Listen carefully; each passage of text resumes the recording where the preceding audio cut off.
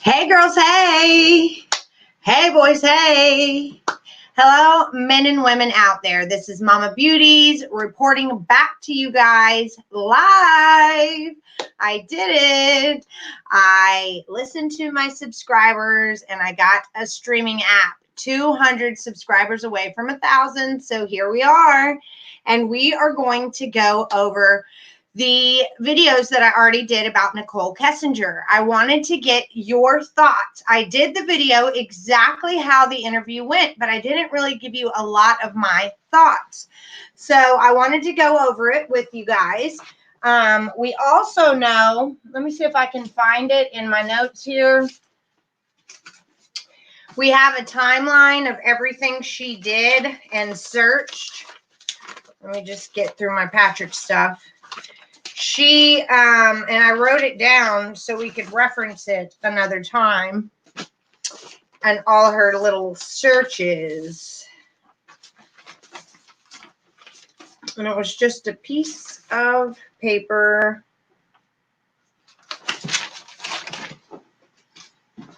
And I will find it. Trust me on that. But as far as Nichol goes, there is more to the story. I don't know if she actually was there during the murders, but I know that she had a lot to do with it. And she's not saying everything that she knows at all. Let's see, where is the timeline of all her searches? She did search Chris and Shanann a year before the murders. We're talking a whole year before the murders. So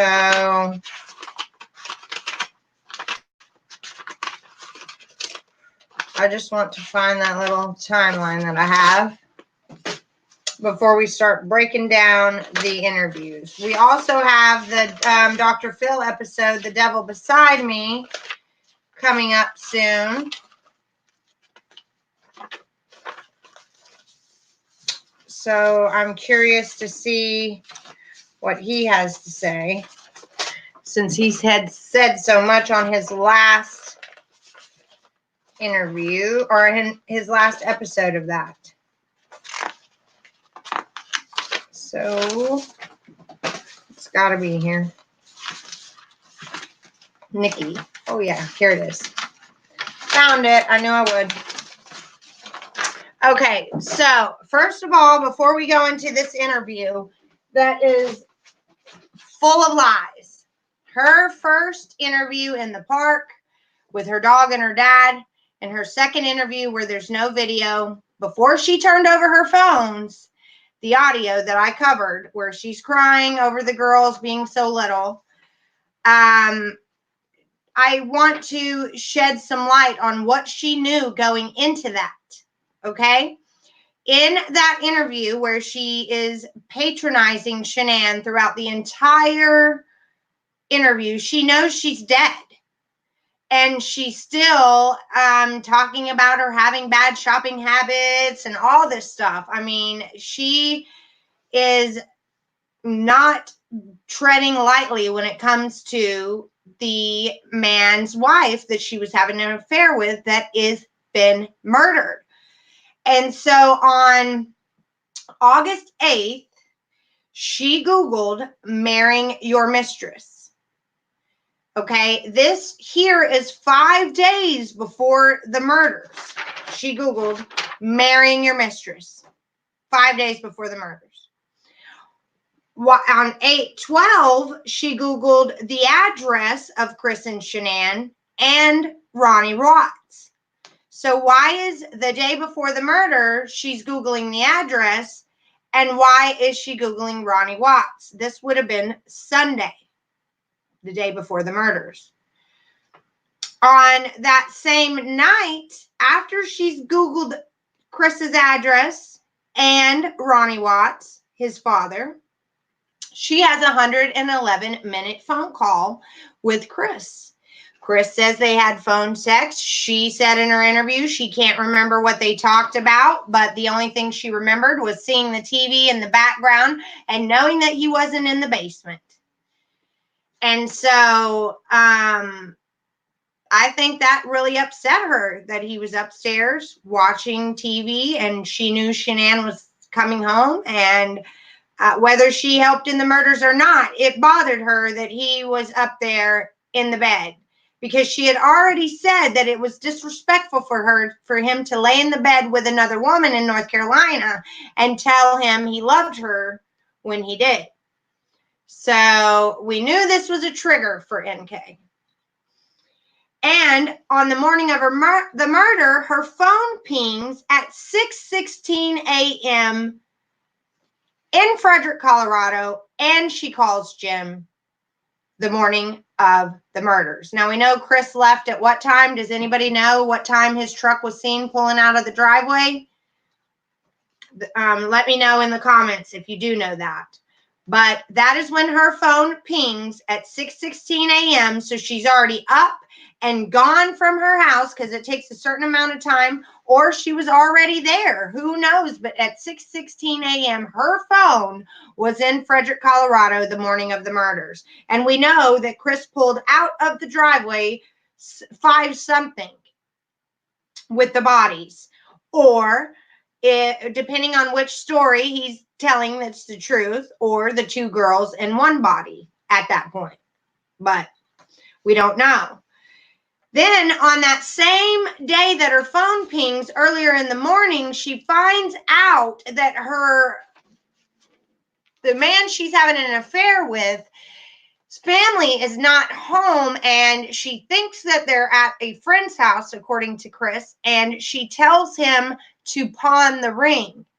Now, if she thought that she was just at a friend's house and coming back, why would she tell him to pawn the ring? Why would she text that? If she thought Shanann was just missing, there's no way she would tell him to pawn the ring. No, I'm just now getting, it says, yes, I live, love you, girl, and did you get my last question? No, I'm sorry, this StreamYard is not that great for comments. It like filters out stuff if you use certain words. I don't know what the deal is. I'm so sorry. Soldier girl. So then that same day, later on in the evening of the murders, so in the morning of the murders, her phone pings in Frederick, Colorado. Later on in the afternoon, she tells Chris to pawn the ring. And then that same evening, she eavesdrops on Chris's personal phone while he's on his work phone with agents, telling agents Shanann's tattoos, the weight and height of the babies, and they think that they're missing, so he's giving them all this information, and NK stays on the phone with him while he's doing that. Now, was she telling him what to say to officers? Was she worried about what officers were thinking at that time? Was she seeing? I mean, why did she stay on the phone? Any normal person would be like, let me let you go and handle that. You're talking to cops. Any normal person wouldn't want to be on the other phone when they're talking to cops. So, and if she thought, if she had nothing to do with it, then why wouldn't she want to get off the phone? Oh man, he's talking to police. If something happened between him and his wife, I don't want to hear this or be an accomplice. So I think she did too. I definitely think she did too, Soldier Girl. So then that same day, she tells Chris to move his truck so Shanann won't be scared to come home? Or does she tell Chris to move his truck because she knows it smells like decomp and that the dogs will pick up on it in the search the next morning? Why does NK tell Chris to move his truck the night after, or the night of after the morning of the murders? Why? I don't understand that. I don't understand why she told him to move his truck. The canines were coming. She told him to move his truck. I don't know why. Yes, I agree 1000%, Caroline. 1000. So the very next day, after she does all that wonky stuff on the day of the murders, the very next day she Googles Shanann Watts for hours and then deletes the history. And this is the day she says she found out that Chris had a baby on the way. Lies. Then that same day, after she Googles Shanann Watts for hours, she tells Chris to delete everything in his phone. I think so too, Jacqueline. I think so too. I think she sought after him. Even if they weren't together before that Google search, they got together directly after. And even one of her coworkers said that they were having close conversations in the hallway at work 5 months before the murder. So that would have been March. So there is in discovery an coworker that saw them having close conversations in the hallway, and she kind of gives that up in her interview with the law enforcement because she said it was only by chance that they would see each other at work, and it was an off chance. So you know that when they did, they were like, ooh, I seen you in the, there's no telling what they were doing at work. If they ran into each other in that hallway, they were so excited about randomly happening that they were hot and heavy. They couldn't hold, keep their hands off of each other. So, because he wasn't in the office much, he was a field operator. So when they had those off chances in the office, you best believe they were canoodling. And that's why that other coworker seen it. And why would she do that in the workplace? Wasn't she ever worried about getting caught and Shanann calling and getting her fired? Wasn't that her dream job? Yes, Casey Lynn, she was a stalker.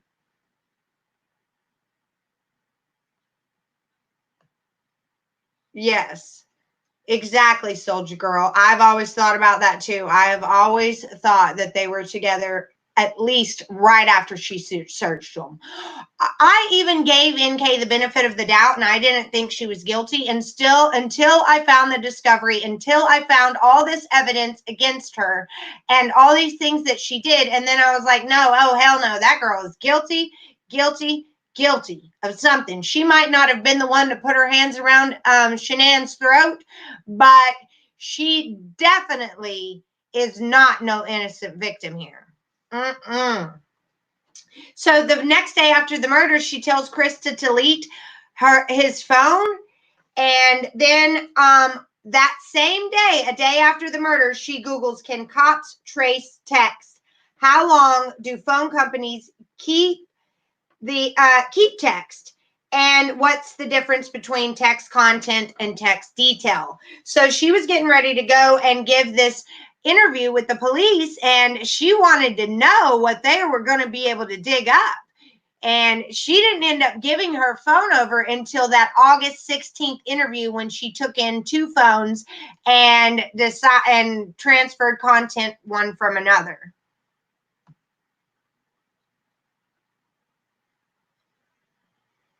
Yep, they both kept saying June because that's what they had came up with. Those emails were staged too. I've been asking when she started working there for a long time, and no one has been able to answer that for me. Yep.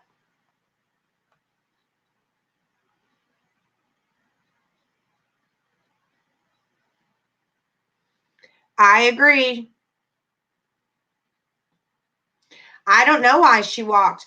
It's not like they didn't have enough evidence to convict Chris like they don't with Patrick. I don't know why they let her slide. Maybe there's just not enough. There's just too much circumstantial evidence. Maybe her dad has some kind of ties there, like some people are saying. Who knows why she's gotten off scot-free? So on August 14th, after she tells Chris to delete his phone, she deletes her phone and gets a new one. And this is the one we see her bring in with her when she does the interview that I still have to cover when she comes in with both her phones and she gives her phone to the detective and says that some messages reappeared magically on the new phone when she transferred. So then somewhere between 8:15 and 8:17, she has all her interviews. We all have seen those. And then on 8:19, after she's had all those interviews, she Googles, do people hate Amber Fry?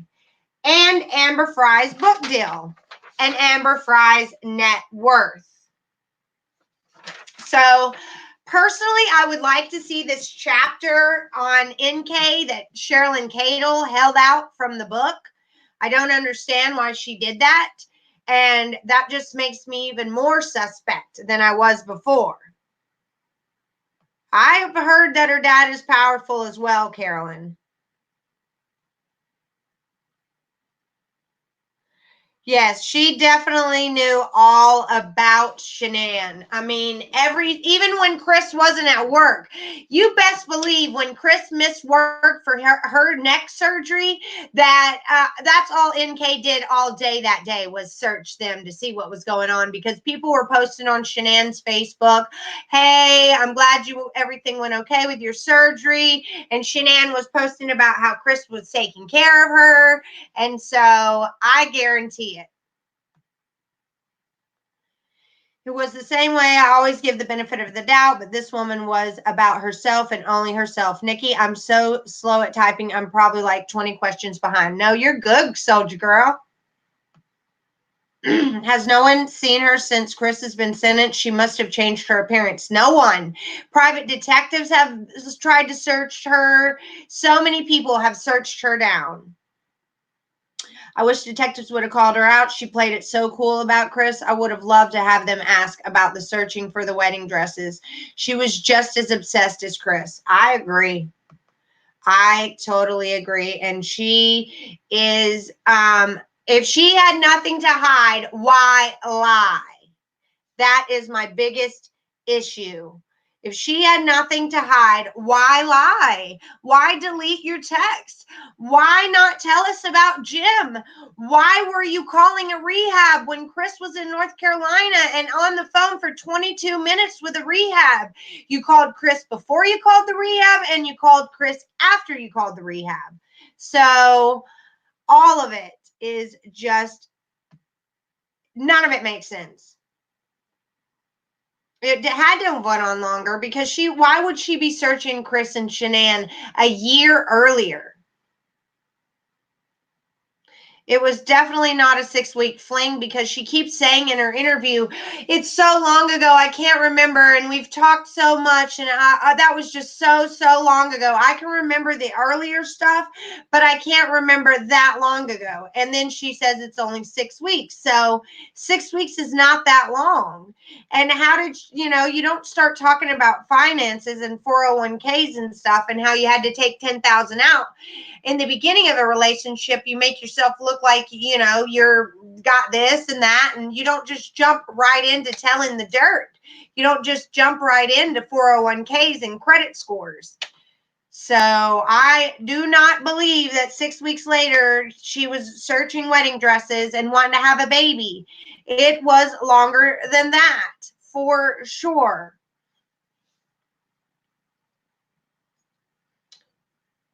She is the one that destroyed the whole family, and now the whole world is shocked about their loss. Yes, Kelly, thank you. Thank you, Sharon.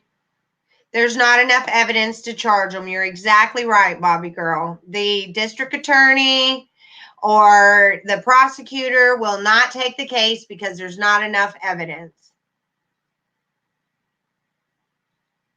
And it's suspected that they went back to do that second interview with Chris, hoping that he would trip up and say something about Nichol. And he didn't. All he did was protect her. And so that was like their opportunity to go and get something on her, and it failed miserably. But she even says that she won't be able to go out in public for a few years after this. And so I don't think she's going to surface regardless until maybe 2022 or something like that, if she's even in this country.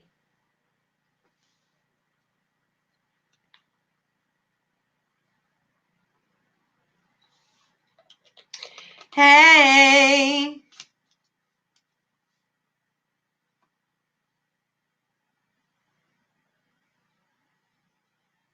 Yes, she pumped him up. I think that he wasn't capable of murder until she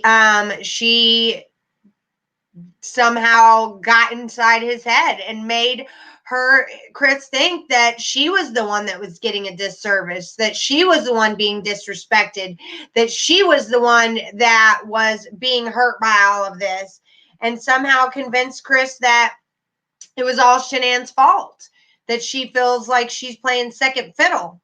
And so you can tell she does not put Shanann in a good light. She realizes that she's doing this in her interview, and she in turn after that says she was a good mom. Chris never badmouthed her. Chris never badmouthed her, but you know all this private stuff about her spending habits and how his paycheck was gone right when he got it, and how he would get home and she would say she'd talk to him in a minute after she got off the phone. You know, no, girl.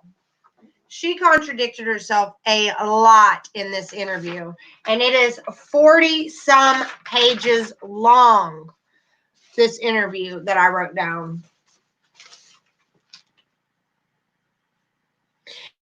Yeah, I don't know how he lives with himself, Sharon. And how does he act like he reads to them every night and he can feel them?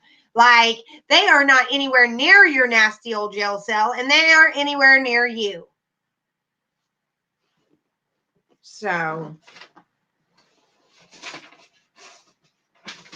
and his whole demon defense is just ridiculous. She researched his whole life. You're absolutely right.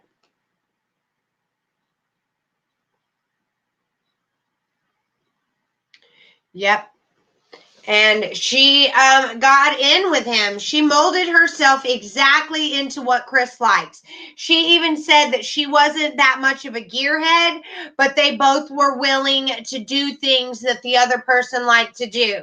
That she liked to travel, and that they were taught, that Chris was open-minded into doing what she likes too. So she wasn't into cars. She just made herself into cars so Chris would like her. She just wanted to be everything that Shanann wasn't, that Chris was complaining about to her.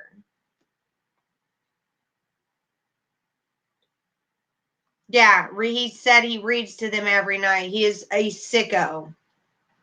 And whenever everybody was taking a petition to get him to take his family's pictures down that is hanging in his cell, he said that they can take my pictures, but they can't take my memories.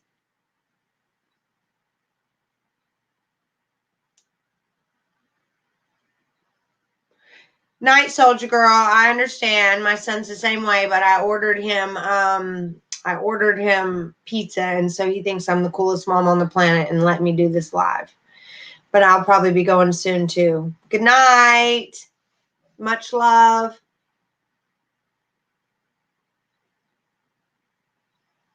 Exactly. He acts like he's having a conversation with his neighbor and not talking about murdering his family. It is absolutely disgusting.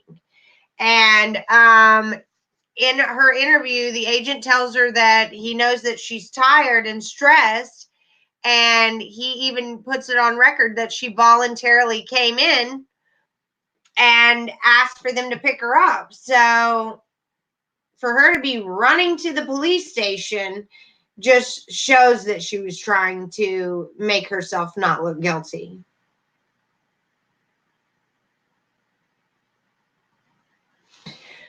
I would love to know where she's hiding too. Yeah, I'm sure she's not learned. I'm sure it's just sick. All the stuff that she ended up doing.